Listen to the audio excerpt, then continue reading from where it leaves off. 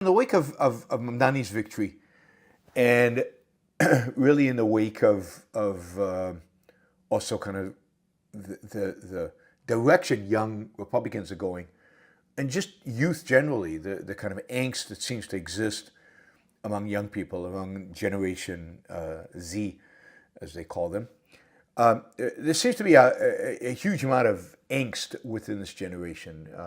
We constantly hear about an affordability crisis. That they can't afford a home. They cannot afford.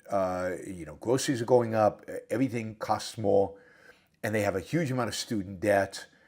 And if you believe the stories, they are really, really struggling, and they're convinced that they are really, really struggling, and they really, really have it hard. And every generation before them had it easier than they do. And they are voting appropriately. They're voting to shatter the status quo that they feel has betrayed them. This is also a member generation that were teenagers during COVID. So COVID had a profound impact on their social life. It had a profound impact maybe on how quickly they kind of got rolling into life. And they were locked down. They were isolated. At least some of them, some of the time. So there's no question this is a generation that has been slapped on the side of the head by COVID and by COVID restrictions in significant ways. And I think a lot of that shapes their attitude towards what's going on now. We've talked about this before on several times on the show. That the reality is that they really feel like they're not doing well. Their statistics, I haven't really found a good source of statistics for this, but I've read some statistics that say many of them graduating college are not finding jobs and they're unemployed, so there's a huge unemployment rate. Although the unemployment rate in the economy generally is quite low, and they just feel like the opportunities are not there. The opportunities that everybody else had are not there. And the number of intriguing issues around this. One is that if you actually look at the data, there's no evidence of this. I can't really find evidence of massive unemployment or unusual unemployment rates among college graduates from this generation. If you look at income, then this generation has more income than any adjusted for inflation, adjusted for cost of living, adjusted, how we adjust for inflation and cost of living in economics. But this generation makes more money in income than any generation before it at the age that they're at. So they're in their 20s, and in their 20s, no other generation made as much money as they did. And you can adjust the numbers and play around with it and change it, and it doesn't change. I mean, the gap, the amount changes a little bit as you look at it from different angles, but basically each generation, when they have a job, they make good income. All of that is adjusted for inflation, so the fact that everything is more expensive is true. But even when taking account everything is more expensive, they still make more money than any other generation at their age. So partially, it could be that they grew up with expectations. Now, housing is an issue. And over the last 4 years, the average age of first-time homeowner has gone up significantly from about 32, 33 to 37. And part of that is a spike in home prices in some parts of the country, and of course not everywhere. In places like Austin, Texas, prices have come down over the last year or more. But more than that, it really reflects the fact that interest rates are high. Again, high, God, interest rates today, mortgage interest rates today are lower than when I bought my first house in 1995. my mortgage was interest rates was much higher than here, than what it is right now. So interest rates are high relative to what they were a few years ago, relative to what they were in the 20 teens, relative to what they remember. And people are convinced, for some reason, that interest rates are going to come down in the future. And as a consequence, I think people are waiting to buy a house. They don't want to lock themselves in for now into high interest rates, high monthly payments, when interest rates might come down. Everybody says they're going to come down. Donald Trump promised that they would come down. So there's a sense in which they're sitting and waiting for those interest rates to come down. So the fact that homeownership average age has spiked up over the last 4 years, we'll see if this is a blimp or if this is a permanent change. It also has to do with getting married later and a lot of other things. But it's it really is. It really, the phenomena of what they're saying does not appear in the data. Now people say, well, but they have a lot of student debt, and they do. They have a lot of student debt. But they've got good jobs, and if you look at their net worth, it's not worse than the net worth of past generations. Now, I think student debt is probably the biggest issue here, more than housing, even though what almost everybody mentions is housing, what everybody names as housing, because housing is such a big deal and people take it so seriously and it's so important for people. But I think at the end of the day, in terms of actual cash flow and in terms of how wealthy people feel, I think student debt is a huge burden on Gen Z, and it makes them feel a lot poorer than they really are. They can handle the debt because they're making good money. They also, in terms of wealth, they might feel like they're missing out because the last few years have been so good in the stock market, and people in the stock market have done so well. It could be that that a lot of Gen Zers are looking at how much money millennials, but certainly baby boomers have made on the stock market, and they're going, well, we missed that opportunity. We didn't get that opportunity. We're not in a position to save a lot of money right now at the beginning of life. Nobody is. And they resent that. But there's one thing that's very, very clear, and that is there's real resentment. There's real angst. There is a real challenge out there among young people. They really, really do think that they're screwed. Now, I think this is also the first generation that's really been brought up on climate change is going to kill us all, the world's going to end, America's a horrible place. So I think there's a certain level of pessimism that is built into this, right? That's built into it because of the way they've been raised, because of expectations created about things are terrible, things are horrible. There's a real pessimism, and and then when they get into the workforce, they see baby boomers doing really, really well, which they are. And for some reason, there's resentment, even though, again, baby boomers, when they were their age, same age as Gen Z, didn't do anywhere near as well, not only in terms of income, but in terms of, just think about, they lived in smaller houses, they didn't have iPhones, they didn't have computers, they didn't have the internet, they didn't have flat screen TVs, they didn't have a lot of things that we just take for granted today, and Gen Zers just take for granted, and they see all the money that boomers have made in the stock market. But there is one other thing that really is an issue that maybe is not at the surface yet, but as we move into the future, as the next few decades, is going to become more and more of an issue. And that is maybe that the Gen Zers have some realization of the fact that they, over the next 20 years, are going to be massively subsidizing baby boomers' retirement.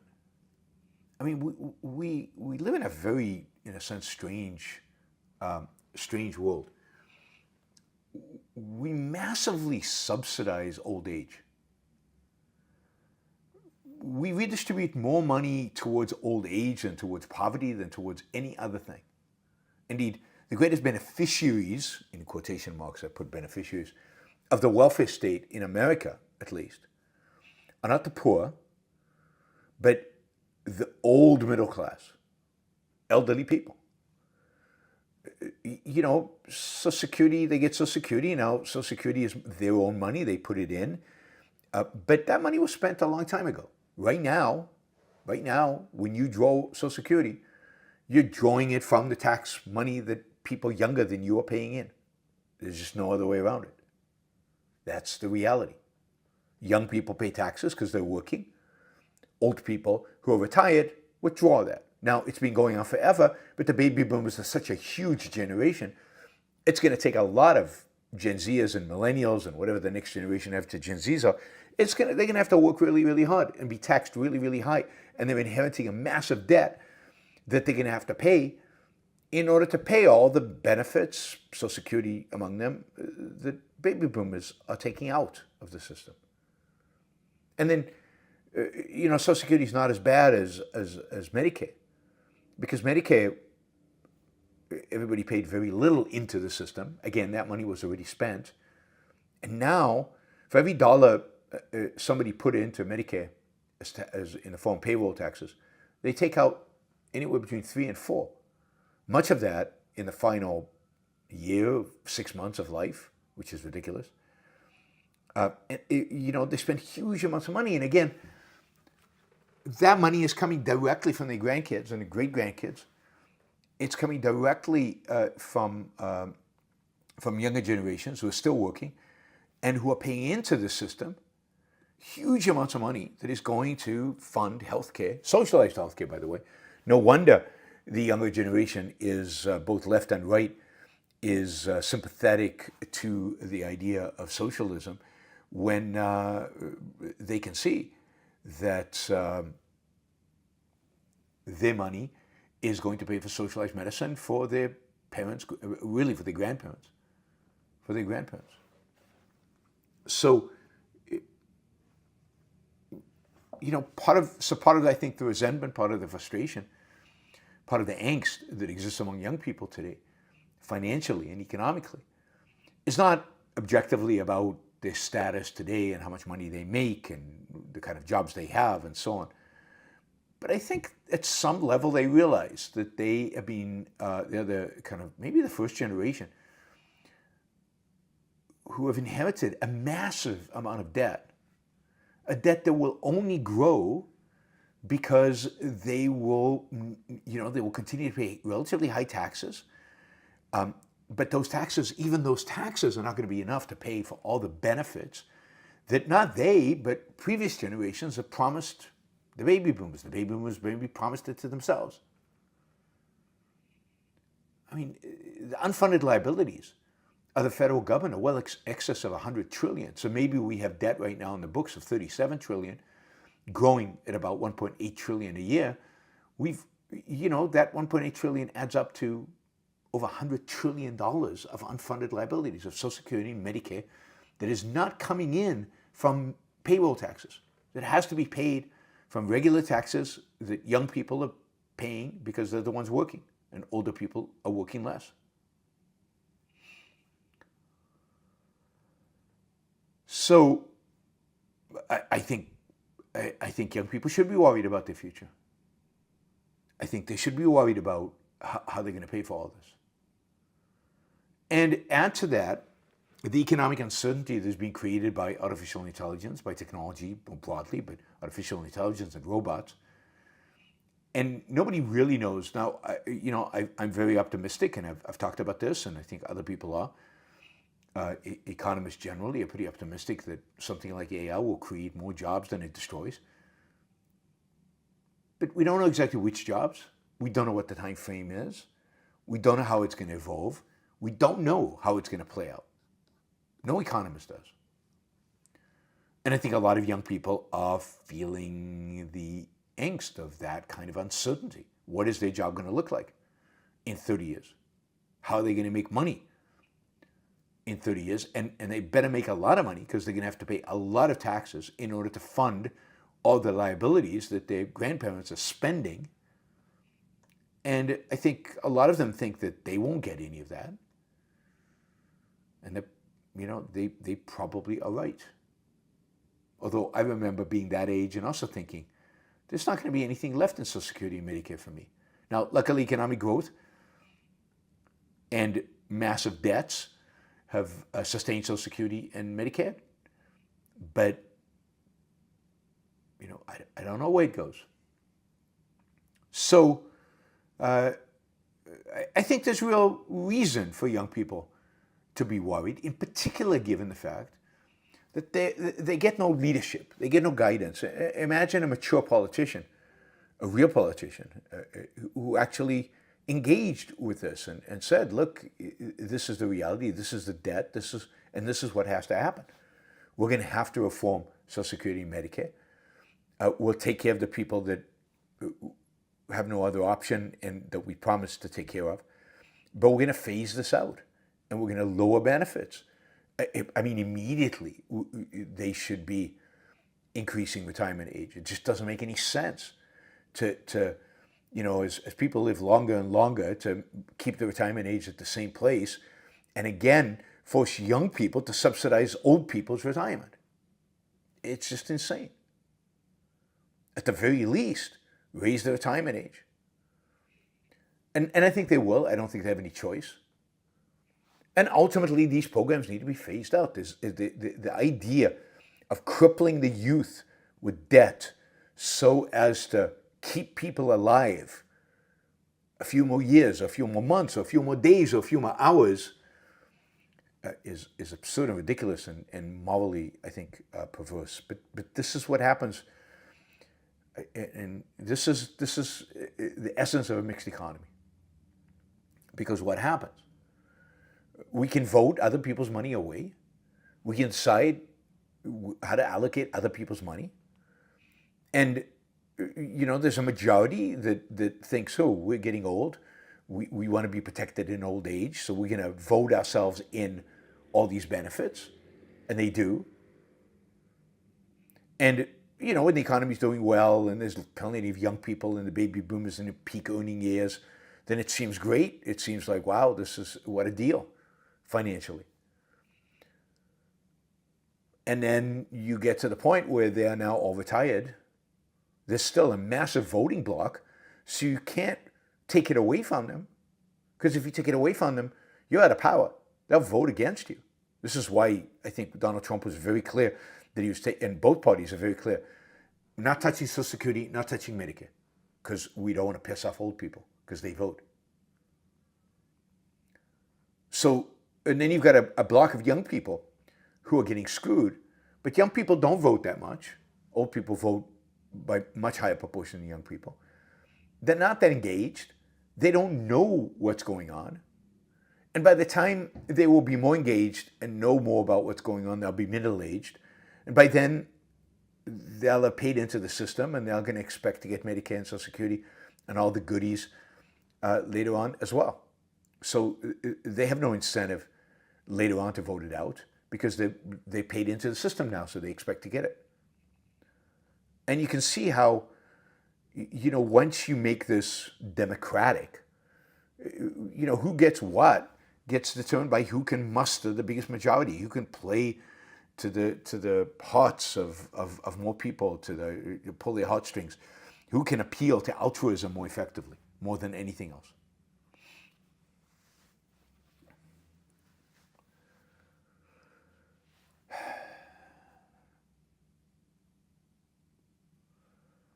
So,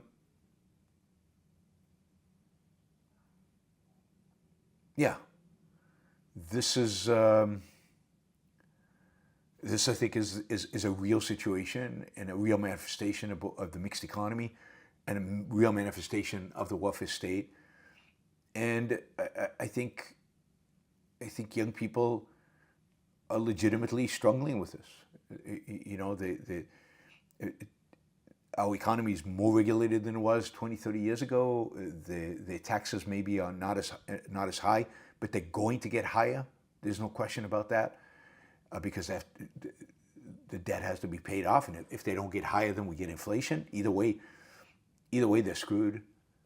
And then, and they know it at some level, but there's not enough of a voting bloc.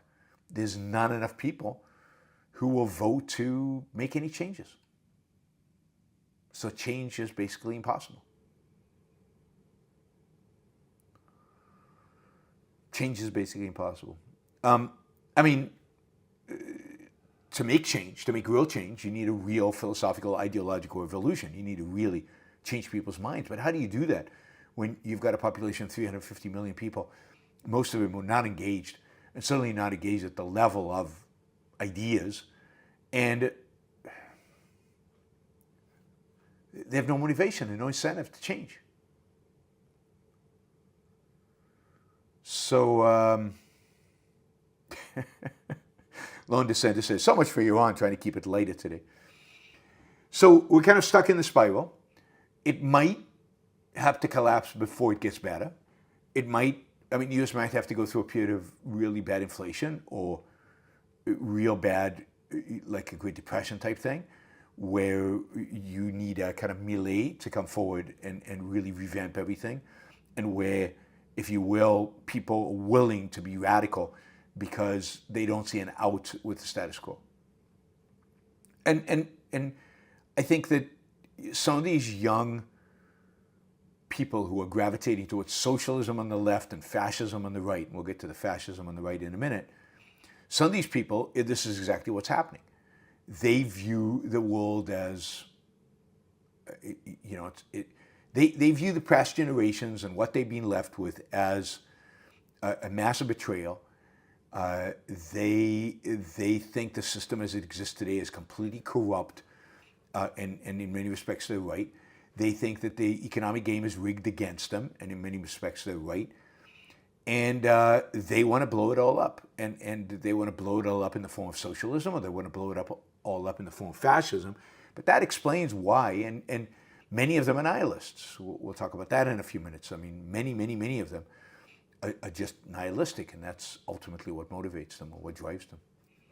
So if we look at the election like in New York and other places, it's driven by a real phenomena. And I don't think it's driven by a commitment of massive numbers of people to socialism. I think it's driven by people giving up on the status quo, giving up on this version of the mixed economy, giving up on what's happening right now. And it's going to be interesting to see where it goes from here. I really don't know. I don't know how you navigate away from where it is right now. Right? So, they're creating disasters for themselves and for everybody else by moving towards socialism and fascism. This is not solving anything. It's creating a lot of problems, but exactly how that plays out, I don't know. All right, just to remind you, value for value, if you're listening, if you're watching now on YouTube or Twitter or wherever, you can support the show. You can come over to YouTube and support the show. You can do it with a sticker, or you can do it with a question. We have a goal of $250 an hour. We've done amazingly well so far this month in making those goals, in getting to where we need to go to be. You need to do the same today. Don't let it up. So we need another, about $150, $175 to make the goal for the first hour. So stickers, questions, $20, $50, $5, $2, $1. Value, trade, value for value. Couldn't do this without your support.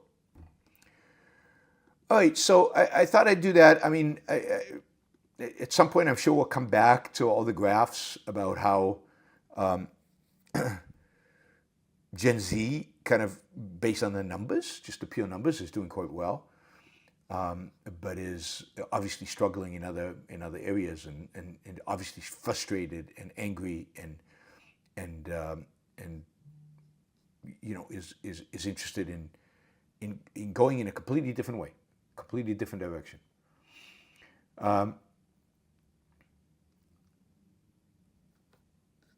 Right. Oh, one other thing to note about this is that the other thing that must be frustrating for Gen Zs, and maybe again the attraction of Mamdani in New York, is the fact that everybody around them who is in a position of political power in particular is getting pretty old. I mean, Trump is 79. 79. Biden, what was he, 80, 81, 82? And you could tell how old he was. Trump is old, and you can tell that he's old. Como is not a spring chicken. If you look at Congress, the number of congressmen who are over the age of, over the age of 65 is at record highs. It's never been anywhere close to this. I mean, if you look at the Mitch McConnell, if you just look across the board. What's her name? Just retired. Pelosi, who's 80-something years old. I mean, these people, they get into Congress, and they stay there, and they never leave. And they don't have the pride to leave at a peak, to leave when they're still strong, to leave when their mind is still working. They all deteriorate pathetically and have to be, in a sense, wheeled out. And it really is, you get the sense this country is being run by a geriatric ward of a hospital. And if you look at Congress, it is. I mean, the average age of Congress, the number of congressmen who are over the age of 65 is astounding. It's just astounding. And again, I think that alienates young people to think that these old guys and gals are making decisions for them, and these old guys and girls are making decisions that seem to help other old people and not help young people. And I think that's overwhelmingly